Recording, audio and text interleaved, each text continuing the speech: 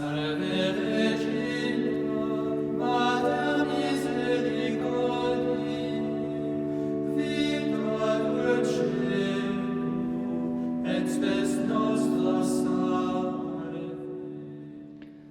Gianna Oratory presents Daily Thought of St. Francis de Sales for September 24th.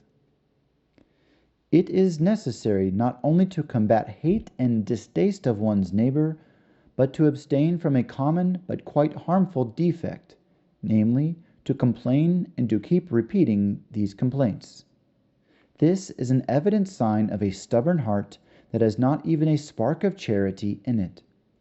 Strong and generous hearts sometimes are saddened when there is a very serious cause, but even then they do not fall into exaggerated anguish.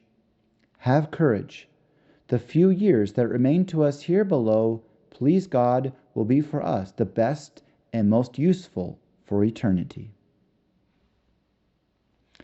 From the life of St. Francis de Sales.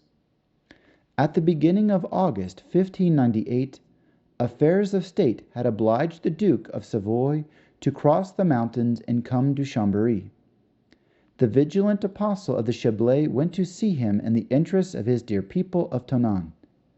We have a letter signed by him to the financial procurator in which he says, "Your Highness accorded me an audience once before.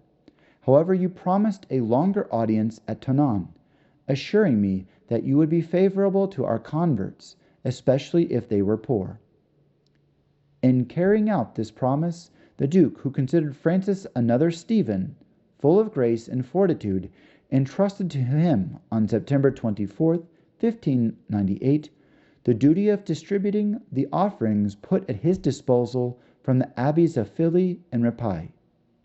It would be impossible to express the holy and mutual delight of both the poor and of Francis, who carried all of them in his heart.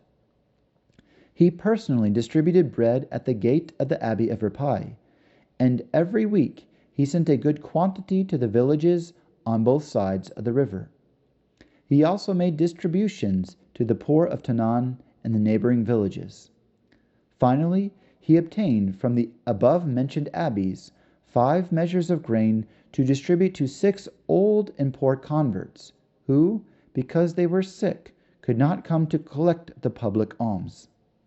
In addition, the generous pastor often went to visit them in order to help them privately.